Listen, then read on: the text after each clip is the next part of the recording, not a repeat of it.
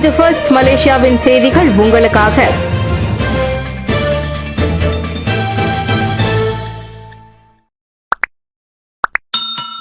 சமூக ஊடகங்களுடன் இணைந்து நடத்தை நெறிமுறை உருவாக்கப்படுகிறது. ஃபாமி தகவல். சமூக ஊடக நிறுவனங்களுடன் இணைந்து நடத்தை நெறிமுறைகளை உருவாக்கும் முயற்சியில் அரசாங்கம் ஈடுபட்டுள்ளது. அது தொடர்பான முதல்கட்ட பேச்சுவார்த்தை கடந்த செவ்வாய்க்கிழமை தொடங்கியது. அந்த கலந்தாய்வு தொடரும் என கூறிய தொடர்புத்துறை அமைச்சர் ஃபாமி ஃபாட்சில் அக்டோபர் அல்லது நவம்பரில் அந்த நடத்தை நெறிமுறைகள் உருவாக்கப்பட்டிருக்கும் என்றார். நடத்தை நெறிமுறைகள் இருக்கும் பட்சத்தில் சமூக ஊடக பயன்பாட்டில் விதிமீறல்கள் நிகழும் போது உரிய நடவடிக்கைகள் எடுக்க உதவியாக இருக்கும் என்றார் அவர். நானும் துணை அமைச்சர் தியோனி சிங்கும் கடந்த ஈராண்டுகளில் மட்டும் 21 தடவை சமூக ஊடக பிரதிநிதிகளை சந்தித்து விட்டோம். மோசடிகளை கையாளும் முறையை மாற்றிக்கொள்வது, இணைய பகடிவதையை கையாள்வது போன்ற கோரிக்கைகளை அச்சந்திப்பில் வலியுறுத்தினோம் என ஃபாமி சொன்னார். மாணவிகளை வீடியோ எடுத்து பதிவேற்றியதற்காக 24 வயது பள்ளி ஓட்டுநர் ஜொஹூரில் நேற்று கைது செய்யப்பட்டது குறித்து அமைச்சர் கருத்துரைத்தார். அந்நபர் விசாரணைக்காக 5 நாட்கள் தடுத்து வைக்கப்பட்டுள்ளது குறிப்பிடத்தக்கது. மார்ச் 2025ஆம் ஆண்டு முதல் பாரிஸுக்கு நேரடி விமான சேவை மலேசியன் ஏர்லைன்ஸ்.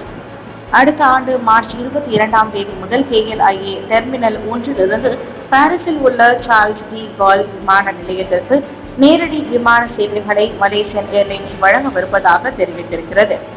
மலேசியன் ஏர்லைன்ஸை ஐரோப்பா வரை விரிவாக்கம் செய்யும் இந்த முக்கிய சேவையானது வாரத்திற்கு 4 விமான சேவைகளுடன் இயக்கும் என்று அது அறிவித்திருக்கிறது. மலேசியன் ஏர்லைன்ஸில் 68வது இலக்கை பிரதிநிதித்துவப்படுத்தும் இந்த பாரிஸுக்கான புதிய வழித்தடம் அதன் ஏர்பஸ் A350-900 வழி சேவை வழங்கப்படும் என மலேசியன் ஏவியேஷன் குழுமத்தின் நிர்வாக இயக்குனர் கேப்டன் இஷாம் இஸ்மாயில் தெரிவித்தார். இதன் வழி ஐரோப்பாவில் உள்ள ஒரு நகரத்திற்கு நேரடி சேவையை தொடங்கும் முதல் விமான நிறுவனமாக இது வலம் வரும் என்று நேற்று 2024ஆம் ஆண்டிற்கான மாட்டா அனைத்துலக கண்காட்சியில் அவர் கூறினார். 1.1 விழுக்காடு மட்டுமே உள்ள மலேசிய இந்தியர்களின் பொருளாதார பங்குடைமை உயர்த்தப்பட வேண்டும். 1.1 விழுக்காடு மட்டுமே உள்ள மலேசிய இந்தியர்களின் பொருளாதார பங்குடைமை உயர்த்தப்பட வேண்டிய கட்டாயத்தில் நாம் உள்ளோம். கல்வி, வணிகம் மற்றும் உயர் வருமானம் ஈட்டும் தொழில் வாய்ப்புகள் வழி இதனை உயர்த்துவது எனும் நோக்கத்துடன் கோலாலம்பூர் மற்றும் புத்ரஜயா இந்திய வர்த்தக சம்மேளனத்தின் 14வது ஆண்டு கூட்டம் நடைபெற்றது. ட்வெட் கல்வி நமது இந்தியர்களின் பொருளாதாரத்தை வலுப்படுத்தும் முக்கிய அம்சம் என சிறப்பு விருந்தினராக கலந்து கொண்ட செனட்டர் டத்தோ நெல்சன் ரெங்கநாதன் விவரித்தார். அதே சமயத்தில் நமது பொருளாதார வளர்ச்சிக்கான அடுத்த கட்ட நகர்வுகளுக்கான திட்டம் குறித்தும் கூட்டத்தில் விவாதிக்கப்பட்டதாக அவர் கூறினார்.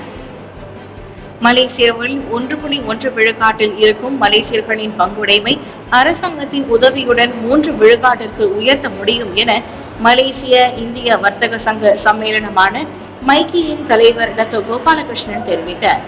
மலேசியாவில் 7 விழுக்காடு மக்கள் தொகையில் இருக்கும் இந்தியர்களின் பொருளாதார சக்தியை மேம்படுத்த அரசாங்கமும் துணை அமைச்சர் டத்தோ ரமணனின் வாயிலாக பல உதவிகளை வழங்கியுள்ளதை அவர் சுட்டிக்காட்டினார்.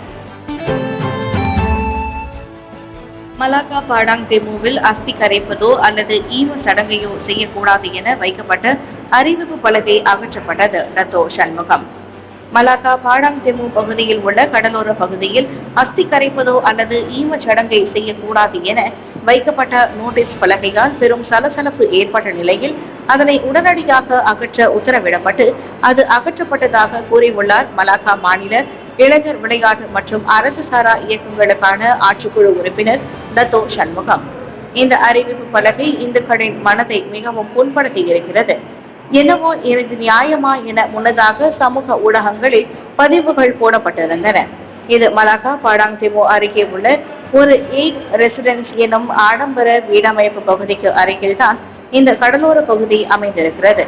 பிரச்சனை என்னவென்றால் ஈம சடங்கை செய்பவர்கள் அந்த சடங்கிற்கு பயன்படுத்தப்படும் உபகரணங்களை அப்படியே அங்கேயே விட்டுவிட்டு போய்விடுகின்றனர். இதனால் அங்கு குப்பை மேடாக இருக்கிறது.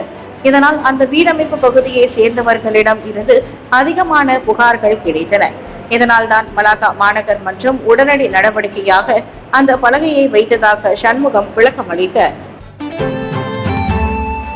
கடந்த ஆண்டு கட்சியில் இருந்து வெளியேறிய டத்தோ சிவராஜ் சாதாரண உறுப்பினராக மாய்காவில் இணைந்தார்.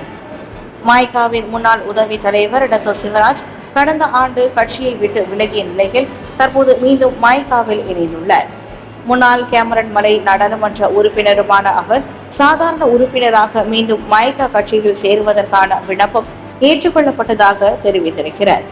இவ்வேளையில் மாய்காவின் தேசிய தலைவர் தான் ஸ்ரீ எஸ் ஏ விக்னேஸ்வரனுக்கும் துணைத் தலைவர் டத்தோ ஸ்ரீ எம் சரவணன் உட்பட பிற உறுப்பினர்களுக்கும் மீண்டும் மாய்காவில் பணியாற்றும் வாய்ப்பை வழங்குவதாக அவர் நன்றியை தெரிவித்துக் கொண்டார்.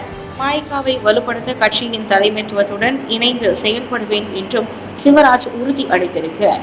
இதனிடையே கடந்த ஆண்டு ஜூன் மாதம் பாரிசான் நேஷனல் கூட்டணியில் இருந்து சிவராஜ் விலகினார்.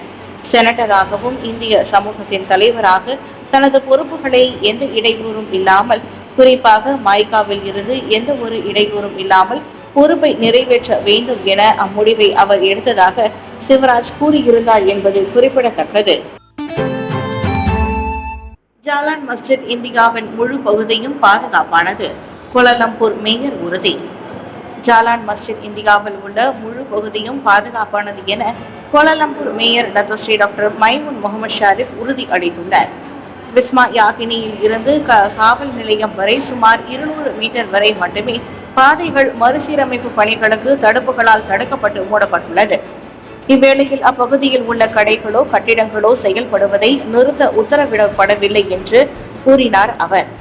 மக்கள் இன்னும் நடைபாதையில் வந்து பொருட்களை வாங்கலாம் என்றும், இது குறித்த ஜாலான் மஸ்ஜித் இந்தியா பகுதியில் உள்ள வர்த்தகர்கள் சங்கத்தையும் சந்தித்து இடம் பாதுகாப்பை உறுதி செய்துள்ளதையும் அவர் தெரிவித்தார். கடந்த ஆகஸ்ட் 23ஆம் தேதி அன்று மஸ்ஜித் இந்தியாவில் இந்தியாவை சேர்ந்த விஜயலட்சுமி எனும் 48 வயது மாது ஒருவர் நில அமிழ்வால் ஏற்பட்ட குழியில் சிக்குண்டு காலமானார். மாணவிகளை வீடியோ எடுத்து பதிவேற்றிய விவகாரம் இத்தனை நாளாக டிக்டாக் நடவடிக்கை எடுக்காதது ஏன்? அமைச்சரவை கேள்வி. ஜொகூரில் பள்ளி பேருந்தில் மாணவிகளை வீடியோ எடுத்து பேருந்து ஓட்டுநர் டிக்டாக்கில் பதிவிட்ட விவகாரத்தில் இத்தனை நாளும் டிக்டாக் நடவடிக்கை எடுக்காமல் இருந்தது ஏன்? இத்தனை நாட்களாக அவரின் கணக்கு இயங்கி வருவதை டிக்டாக் எப்படி அனுமதித்தது? தொடர்புத்துறை அமைச்சர் ஃபாமி ஃபாட்ஸில் அந்த கேள்வி கணைகளை தொடுத்துள்ளார்.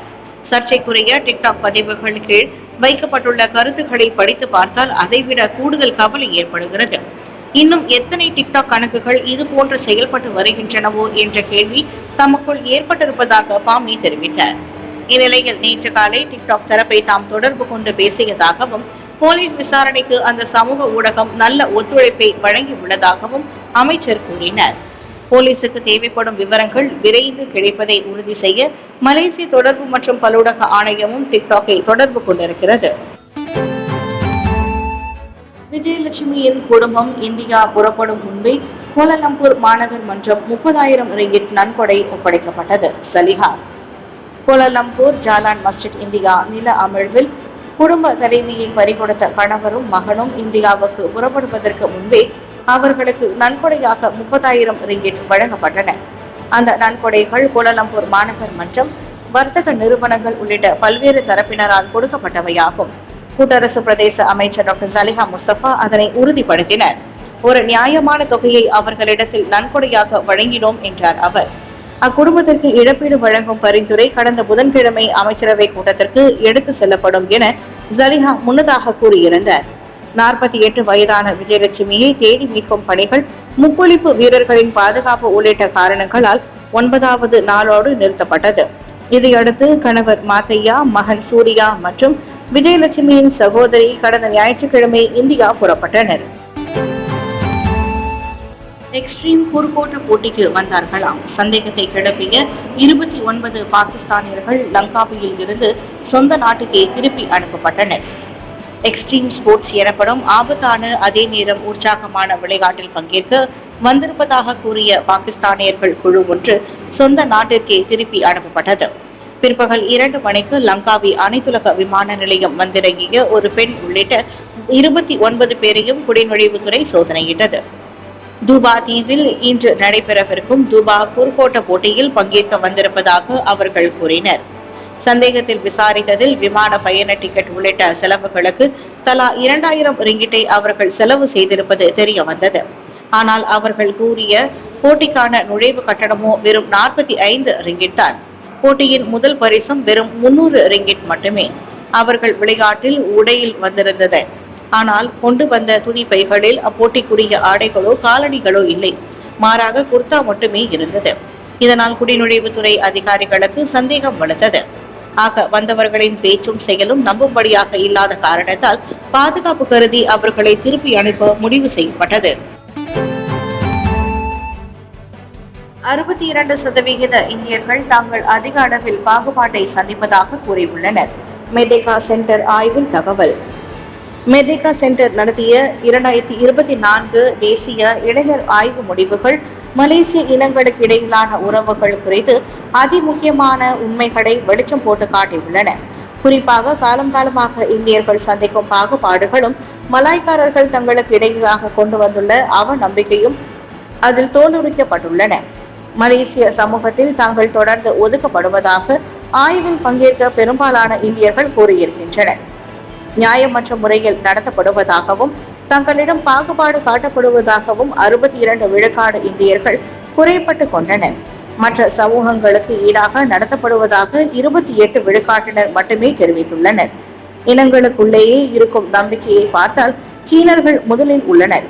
சீனர்கள் மேல் கொண்டுள்ள நம்பிக்கை 95 விழுக்காட்டில் உள்ளது. இந்தியர்கள் சக இந்தியர்கள் மீது கொண்டுள்ள நம்பிக்கையின் அளவு 85 விழுக்காடாக உள்ள நிலையில் மலாய்க்காரர்களில் 75 விழுக்காட்டினர் மட்டுமே சக மலாய்க்காரர்கள் மீது நம்பிக்கை கொண்டுள்ளனர். ஸ்லாங்கூர் உரிமை கட்சியின் தலைவரும் துணைத் தலைவரும் கைது. உரிமை கட்சி கண்டனம். ஸ்லாங்கூர் உரிமை கட்சியின் தலைவர் குணசேகரன் குப்பனும் துணைத் தலைவர் சுந்தர்ராஜு குப்புசாமியும் வடக்கு கிள்ளான் காவல்துறையினரால் கைது செய்யப்பட்டனர். ஸ்லாங்கூர் மாநில அரசாங்கத்தின் ஐசீட் மற்றும் சித்தம் திட்டங்களின் செயல்திறனை கேள்விக்குறி ஆகியுள்ள டிக்டாக் பதிவுகளை தொடர்ந்து சிறு குற்ற சட்டம் 1955 மற்றும் தொடர்பு மற்றும் பல்லூடக சட்டம் 1988 கீழ் இருவரும் கைது செய்யப்பட்டனர். கடந்த ஒரு வருடமாக ஸ்லாங்கூர் மடானி அரசாங்கத்தை குணசேகரனின் தலைமையில் செயல்படும் ஸ்லாங்கூர் உரிமை கட்சி மிகவும் விமர்சித்துள்ளது. கால்நடை இடம்பெயர்வு, ஏழைகளுக்கு வீடு, இளைஞர்களுக்கு வேலை வாய்ப்பு உள்ளிட்ட பிரச்சினைகளை அவர் எடுத்துரைத்துள்ளார். குணசேகரனின் விமர்சனங்கள் ஸ்லாங்கூர் மாநில அரசாங்கத்தை, குறிப்பாக எக்ஸ்போ உறுப்பினர்களை எரிச்சலடைய செய்துள்ள நிலையில் காவல்துறைக்கு அழுத்தம் கொடுக்கப்பட்டு நடவடிக்கை எடுக்கப்பட்டுள்ளதாக தெரிவிக்கப்பட்டுள்ளது. குணசேகரன் மற்றும் சுந்தர்ராஜுவை உடனடியாக விடுதலை செய்ய வேண்டும் அல்லது அவர்கள் குற்ற செயலில் தெரிவிக்கப்பட வேண்டும் என அக்கட்சி வலியுறுத்தியுள்ளது.